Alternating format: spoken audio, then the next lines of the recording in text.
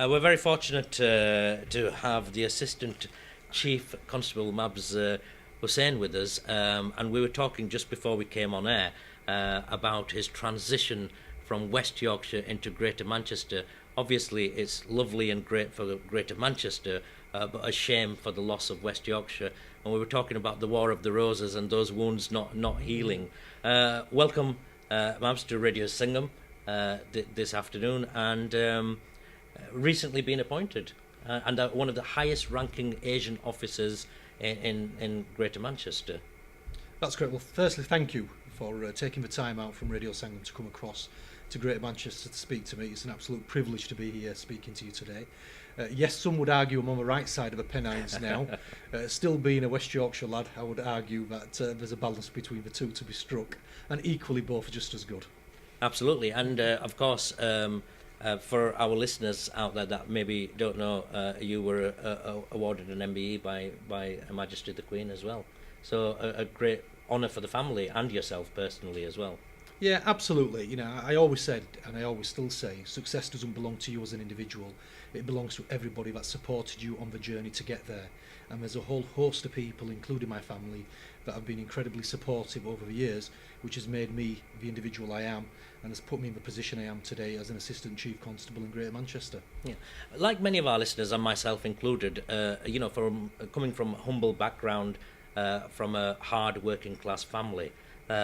Myself, I'm the eldest in the family and the first person that went to university and got a degree and that sort of thing. And my parents personally weren't very highly educated, but they had these aspirational values and visions to make sure that I was educated and went on to achieve something significant, or as far as they're concerned, something significant and a betterment from where they are, just like every parent. Tell us a little bit about your family and where have you come from, and when you were growing up, how was that as a young lad growing up in the streets of Bradford? Yeah, not so dissimilar to many other Muslim families. You know, my parents are first-generation immigrants into the country. My dad came into the country in the early 60s, my mum in the late 60s, couldn't speak the language, but came here for a better life as to being invited from the Commonwealth. You know, my dad spent his life as a weaver in a mill working nights. There was 5 of us as siblings living in a little terraced house in a lovely community in Bradford, which had a real sort of supportive feel about it. But it was no different. You know, we used to go to mosque every day. Parents focused us on religion and school in particular, and their work ethic was very strong around just try hard and be the best you can be. But you know, my parents couldn't speak English, but yet my mum went to every parents' evening. You know, and I still remember sometimes a teacher saying, you know, Mabs could try a little bit harder, and me saying to my mum, they said, I'm doing really well, mum, you know, because I knew what the result would be of saying not. You know, so, you know, it's no different to that. And they were just wanted us to do the best we could do. You know, it's a real traditional working class family, but we've all done very, very well, mashallah. You know, we have been successful as a family as a whole. So as a young lad in school, going back to, you know, delving deep into your memory banks, what's the worst thing that you did as a young person in school? The list is long but distinguished. It wouldn't be fair to share such things. You know, I was no different to any other young boy. Yeah. You know, I had my moments. You know, I tried hard. I wouldn't say I was the best academically at school because, you know, compared to how my children are now and the support that's wrapped around them now in school, we didn't have that. You know, I look back and I think to myself, did really the teachers try hard with us? You know, it was just a school. You know, I remember teachers really focusing in on us, in particular in upper school. In the secondary school where we went into, there was not that focus. There wasn't that structure around you. There wasn't that career guidance as exists now. And I think the young are very fortunate with everything that's wrapped around them now compared to what we were. But what we did have was very good support outside of school. You know, some incredible support from my family and friends. And I was fortunate to have key people in my life who kept me on the right track. So could I have done better academically? Absolutely I could have done. Was I pushed enough? Probably not, in all honesty. You left school at quite an early age, you know, 16, which is the normal age for leaving school. But you went to work immediately for the Inland Revenue. I did, yes. I mean, I left school purely on the basis of, you know, I looked at our family. very much, like I said, a working class family. Never had much in our pockets, and I thought I wanted a few pounds in my pocket as well. And did I want to go on to further education? Well, I left school with my career advice, one of my teachers telling me I wasn't going to amount to much. So it wasn't the best of motivations to leave school with. I did okay in my GCSEs, and what I decided was, actually, I wanted to get into work. I wanted to, do that. I wasn't ambitious particularly, but it was all about getting some financial support for myself and the family at the time, and that's what I did. Yeah, I mean, I recall it's very, very similar experiences. I recall speaking to my careers advisors as a 16-year-old and saying, "Oh, I want to be an airline pilot," and they said, "No, that's never going to happen. You're never going to achieve that." And the aspirational elements from certainly my teachers, for me in particular, weren't there. And then I went to my careers advisor and said, "I want to be a parapsychologist," and he said, "Well, what's one of those?" Yeah. And I thought to myself, that doesn't look very, very well. And then, of course, it was the days of Top Gun, Yeah. and I was inspired by various imagery there and headed off to the RAF careers, office in Bradford actually, and said, "Oh, I want to be a pilot," and that sort of thing, But all of those aspirations that I had for myself were kind of knocked back time and time and time again, Yeah. and I had to find my own path and discover what I really wanted to become and choose in life. I'm assuming working in the police wasn't something that was there at the very beginning, No, it wasn't at the beginning. Like you said, I joined Inland Revenue and I had a fantastic time there. And very quickly I got supported for promotion. I was very young when I got promoted in Inland Revenue. I think I was 18. They supported some day release to go to the college through the civil service, which I took advantage of. And I did all of that because I still felt that I needed to build a wider sort of breadth of education and knowledge. But I had various aspirations like yourself, who didn't want to be Maverick out of Top Gun. Still a fantastic film it is today. Who doesn't want to do that? And in fact, I think I wandered into the office as well in Bradford, and they said I needed to put a little bit of weight on because I was only a small child. Now everybody's telling me to lose weight, but that's your whole issue, I think, in terms of young people, in particular young people from a BME background, the aspirations and the attainment gap. Everybody has aspirations. And what you find through life, in particular in the younger years, a lot of people spend time knocking them aspirations rather than building them. So policing was something in the back of my mind. I still remember our community police officer. We were all frightened to death of him. We were, but we actually respected him, and that's how we were brought up. And he used to stop and speak to us and everything of that nature. So it was something in the back of my mind, but not something I thought that was achievable. Because why would policing want somebody like me from a Pakistani household, parents who don't speak English, and my dad's a weaver? I had no connections into policing at all. So the Inland Revenue I stuck with for a few years. Right.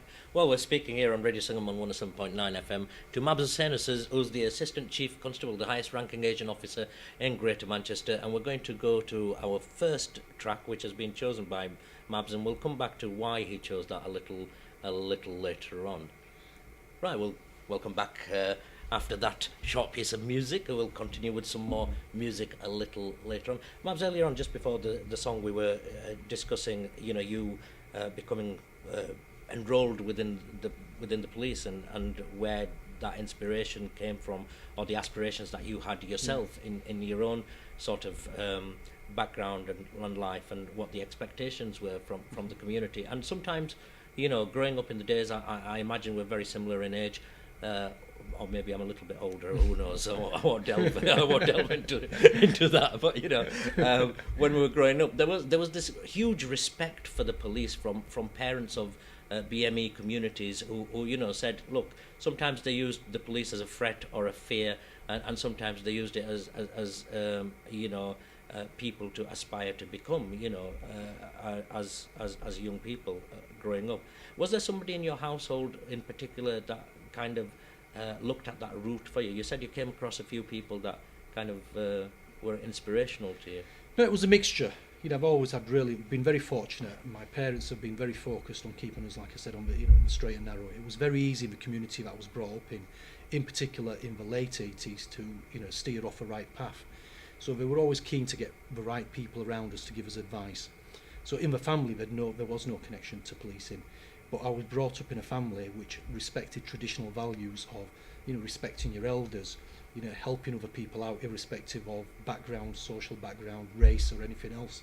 Stand up for people on the bus and let other people sit down. So just some basic courtesy things I think that sometimes are lost and not ingrained, and in particular about the law of the land. My parents were very big on that. We live in this country, and the law of the land you respect, you follow, and there was always a great admiration for the job the police did.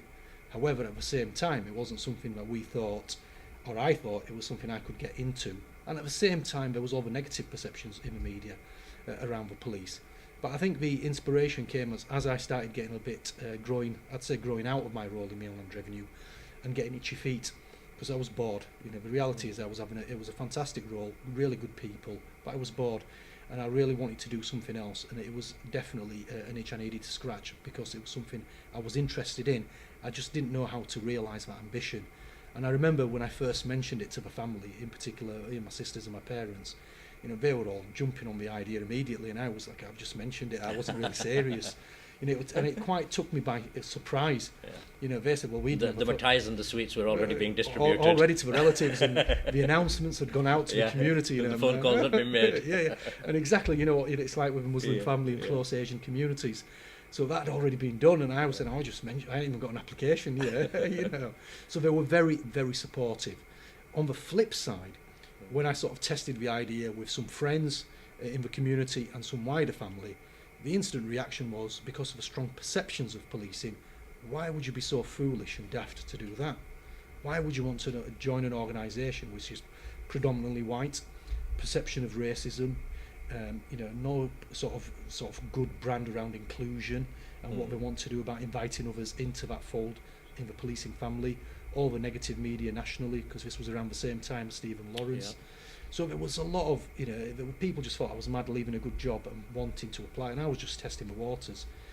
So in 94 and 95, in fact, I looked at getting an application. I filled it in, but I never submitted it for them reasons. My younger brother, and there's a significant age difference between me and him, wanted to join the police for a long time, and then in fact actually joined the specials and trained at Wakefield in West Yorkshire. Went through all the processes. His personal experience was quite different. He absolutely enjoyed what he was doing and really wanted to become a police officer, but then the recruitment stopped at that time, and then he got another job, and he now feels is too old for the role and that sort of thing, and unfortunately, sadly, for circumstances nationally as well, when the recruitment had halted, he never got to fulfil his dreams. What do you think the police authorities in the UK, in England and Wales in particular, should do to try and get more BME people applying to come into the police forces? Or what are they doing already? Yeah, and we are doing a lot as a service. Nationally, we are doing a lot, and I'm really proud to say that it's much higher up the agenda than it was 22 years ago when I joined. I got the little bits of support and direction when I joined, but it was mainly me looking for that support and direction. So it was me seeking out people and other people giving me advice, go see this person, this is how you fill in an application. But none of that was from the policing family. And we used to talk about the importance of representation nationally in policing, and there's been a lot of talk for it about 22 years, but little progress has been made. What I'm really glad to say, in the last few years there's been some significant progress, and it's much higher on the agenda. So the experience that your brother had and the experience I had, that's certainly not what's transpiring in Greater Manchester Police today. Because what we do is, if there is somebody that's interested, and nationally other forces are doing, if there is somebody interested in applying to be a police officer, we almost put our arm around them and help them through the process. So we'll invite them to the events to demystify what it's like being a police officer, what the application process is like, what the interview is like, what type of questions you may be asked, how to fill an application form out. We'll put you in touch with a mentor, so somebody who helps you through that process.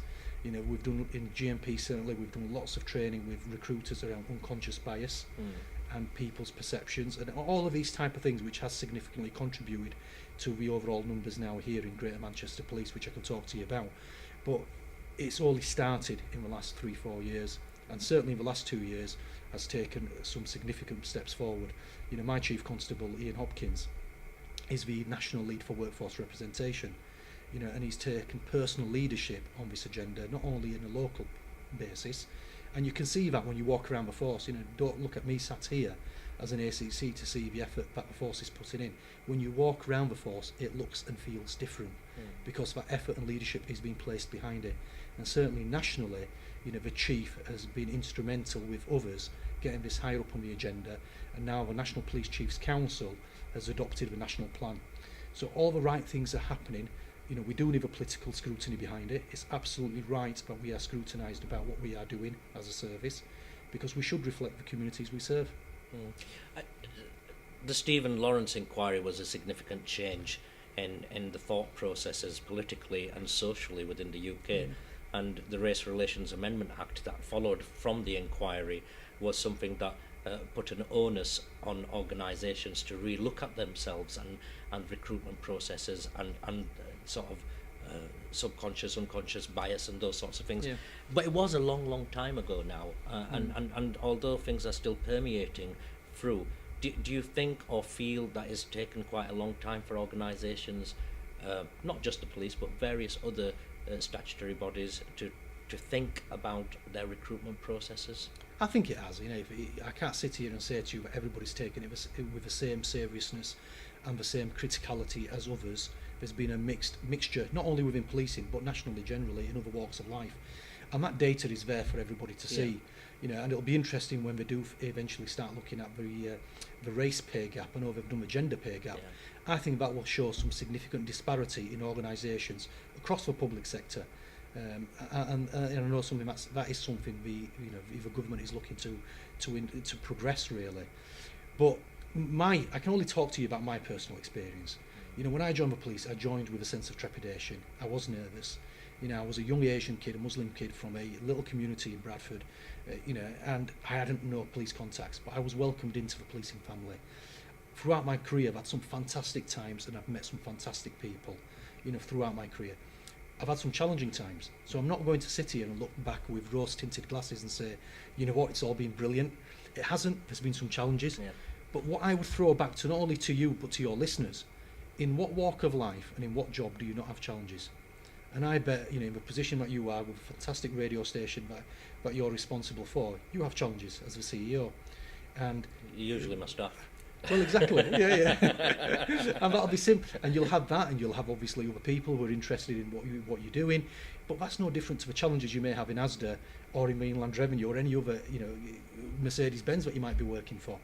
And I think it's just about how you deal with them challenges, and how you can only influence things if you're within the organisation. And my parents' view was, when I said about, look, there's this talk about racism, how am I going to be set up to fail? I'm leaving a good job, and my parents the thing that they kept on saying, it's all right complaining about it and saying it's not right. The only way it will change is if people like you join. Absolutely. And one of the things I have to tell you, my mum still used to ask me until recently, they do treat you okay, don't they? And I used to joke back with her, no mum, in the canteen I sit by myself. They don't like sitting with me, and she used to say, oh no, you're joking. Of course I'm joking, it's not like that. But that is the perception.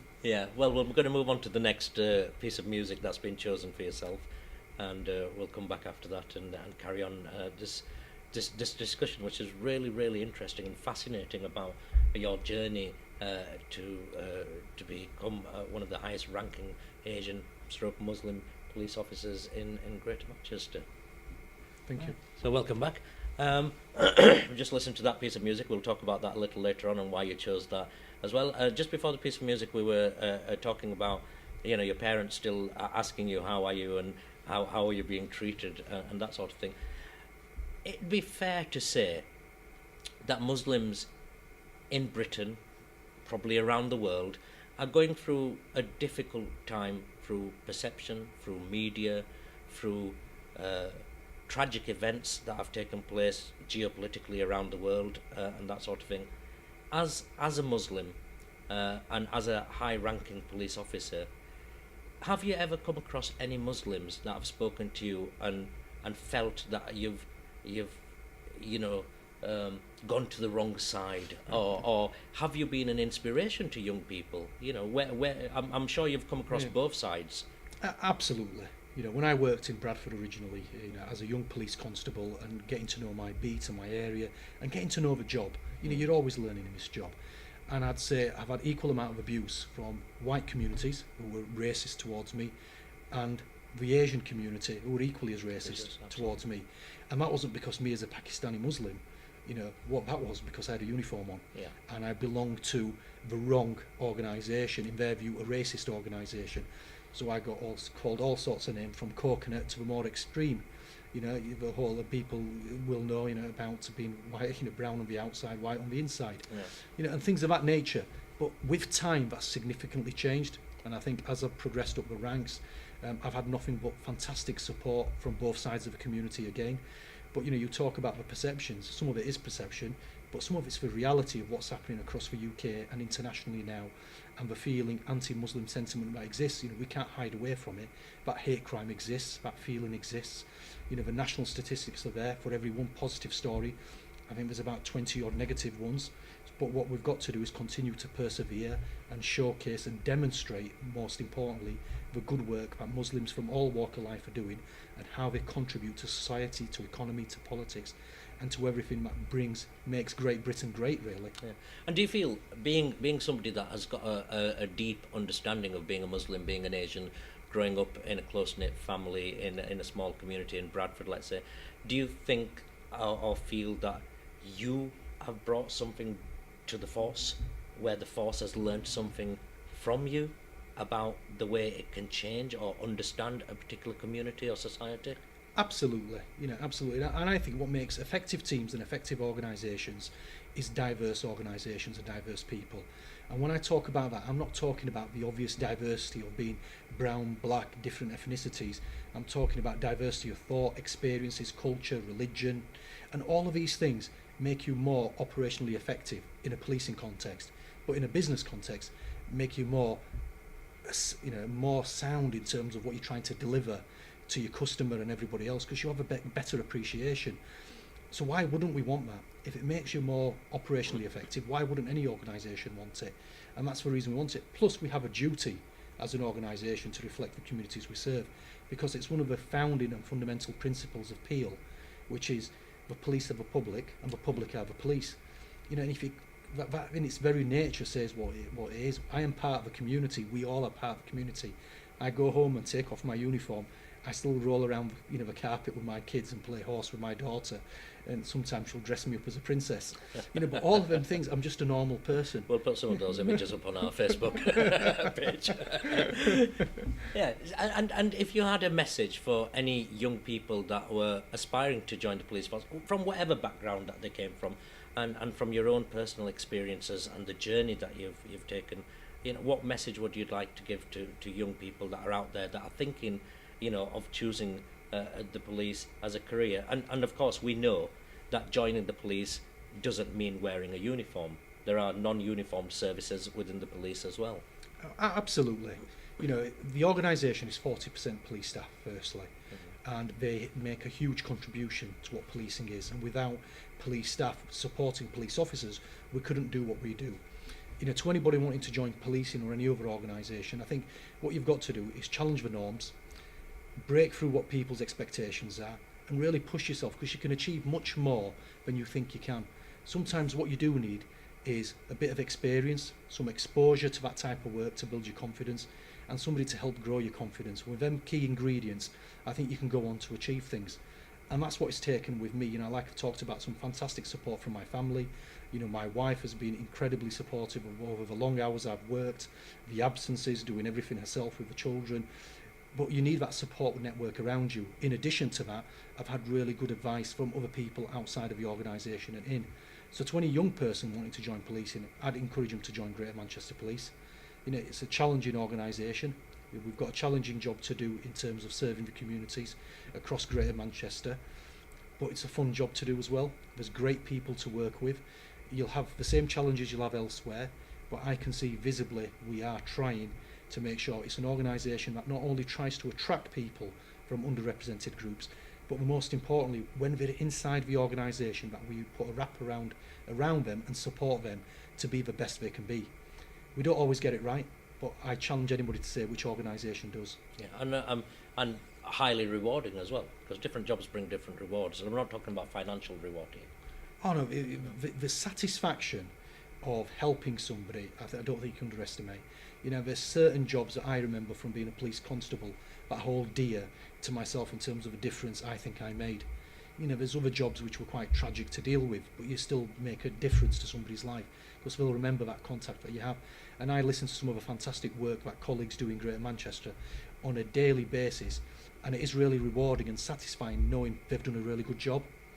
And you can make a difference to people's lives because you're in a position of trust and you're in a position of influence because you wear the uniform or you're part of an organisation that delivers a service to others, and there's nothing more that valued than being in the service of others, I don't think. Just before we come to your final piece of music for this afternoon, and we'll talk about why you've chosen that a little later on as well.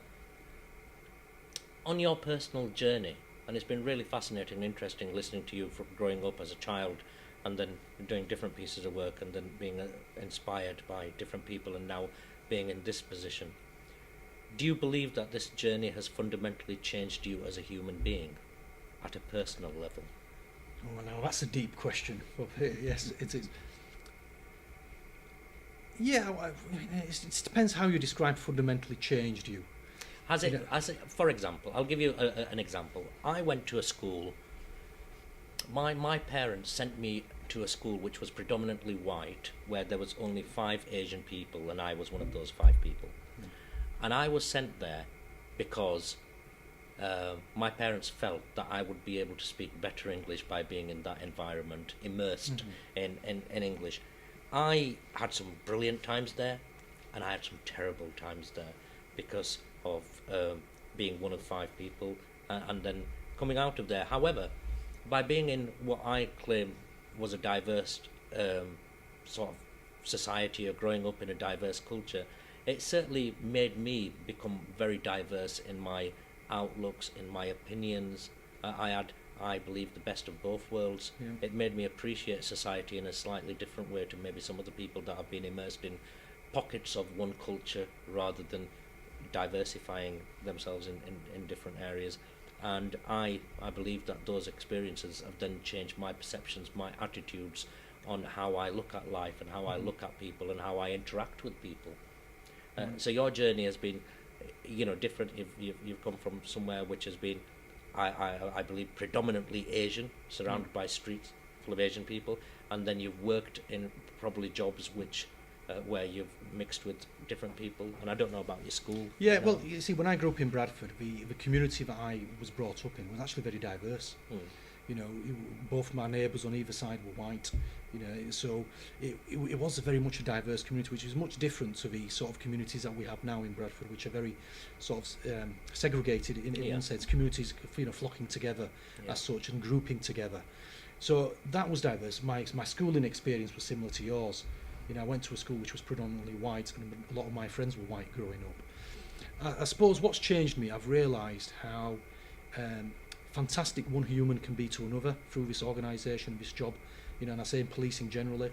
And then I've also realised how evil one human can be to another, and some of the horrible things individuals will do to others.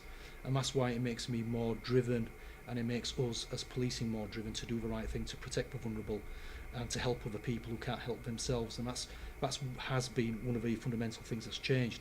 I came into policing very naive. I'd never been onto a council estate. I'd never seen some of the things I'd seen. I'd never seen a dead body and all of these type of things. I've seen some horrible things in policing. Some things I'd like to forget. Because of the job I do, you come across all these type of things. But at the same time, I've seen some fantastic acts of human bravery, courage, caring, compassion and everything else, which changes your thinking around, and it helps you mature as an individual. And what I have realised through all these experiences, and some really good, fantastic experiences, some challenges, I have had to learn to become more resilient. I've had to learn to become more patient. I've had to learn how to become a bit more politically astute. And all these things are skills that you develop over time, and that doesn't come all of a sudden to you. It comes through advice and guidance through other people, and both from within West Yorkshire Police, I had some fantastic friends and colleagues who gave me that, and outside of policing as well, and same now in Greater Manchester Police. But what it helps you do is become a more rounded individual. And what I'd say is, has it fundamentally changed me? No, I've probably got more. It's fundamentally changed me in a way I've got much more appreciation of my role in society, my responsibility to others, because in this position of trust I am in, you speak about me being one of the more senior ranking Muslim and Asian officers. Well, with that comes a responsibility to other people. And what I greatly believe, and what I have seen previously, which used to frustrate me, is individuals in positions of trust pulling the ladder up rather than putting it down. So my philosophy has always been is one hand up and one hand down. And what we should do is be pulling the next generation up and the next group of leaders up. And them group of leaders don't even potentially know how good they are as yet. So it's for us to show them how good they are, to give them the confidence so they realise that, and so they can achieve their potential. I've done very well in policing, but I haven't done it by myself. I've done it with lots of good people around me. Yeah, lots of support around you. And finally, it's been inspirational, really, and I'm sure it's been inspirational to our listeners as well about your life's journey. But it'd be reminiscent of me not to kind of ask about this particular subject because I'm sure our listeners are interested.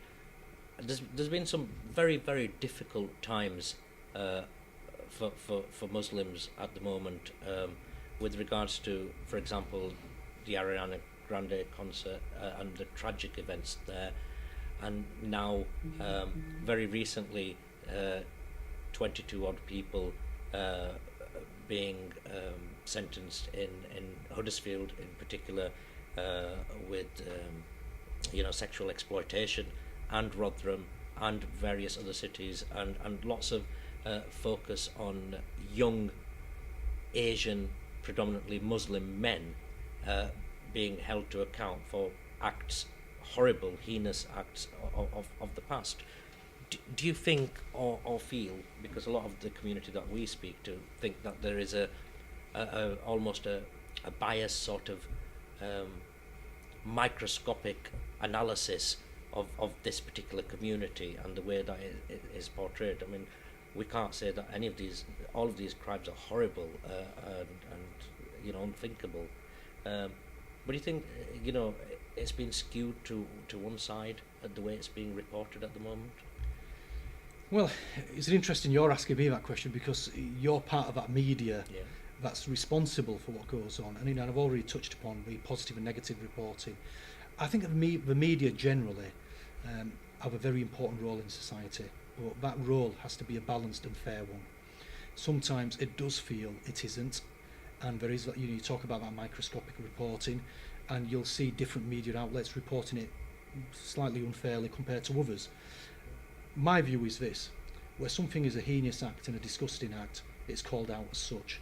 Whether it's terrorism or child sexual exploitation, whether it's white or Pakistani, and as a community and as individuals and as a society, we call it out, and that's what's the right thing to do. But at the same time, there's offenders from all nationalities and colours. I talked about individuals committing horrible, horrendous acts against each other. I've seen horrendous acts being committed by the white community, just as I have the Muslim and Asian community or other communities. That's just society as a whole. That's what we must do to address these issues. But as communities, I think we should do more to call things out when we need to be called out. We should acknowledge where things are happening. But at the same time, I think media need to play a much more responsible role in society, because I do think some of the issues that we have around hate crime, some of the issues that we have around young people being influenced to behave the way they behave, is not necessarily how they've been brought up, it's what they've seen being portrayed in the media, what's accurate reporting or what isn't accurate reporting. So I would put responsibility back on people like yourself and the media generally, and in particular the national media. You've got to understand the implications of what you are doing. It might sell a story, it might sell a newspaper, but it has a profound effect on what happens after that, and that's what we must all take responsibility for. An absolute poignant note to end on this afternoon. We'll play your final music for this afternoon that you've chosen. Do you want to say a couple of sentences of why you've chosen these pieces of music that we've played? Well, I've got a very eclectic taste in music. Yeah, we can tell from what we've heard so far. From rock to R&B to Bollywood. I was brought up in an Asian household, and my parents listen to all sorts of music, and because of my friends and the sort of groups I've had, I've enjoyed music from Queen to R&B, to Eminem, to Dr. Dre, to everything else in between. So music I enjoy listening to, and it helps. It's just one way I relax, and my children love to sing, and they love to listen to all sorts now as well. And we know that there's a possibility that your wife may not be listening to this program. So who would be your favourite Bollywood actress if you could meet her? Ooh, favourite, but well, I'm not sure from the recent ones in terms of who's the favourites now. But as a younger child, I used to love people like Parveen Babi and Zeenat Aman. Zeenat Aman and Hima. And so if it was Parveen Babi or Zeenat Aman, who would it be? Oh, it'd have to be Parveen Babi. Really? Oh, it would have to have been. Yes, childhood crush. Mabs Hussain, it's been absolutely wonderful speaking to you this afternoon. Thank you very much. An inspiration to the community and all of our listeners, I'm sure. And if any young people certainly want to think about joining the police force in any rank, really, I think there's an open door here as well. Absolutely. Thank you for having me on Radio Sangam. And like I said, Greater Manchester Police is a great place to be, and I'd encourage anybody to come and join us. Thank you very much. You. Thanks a lot.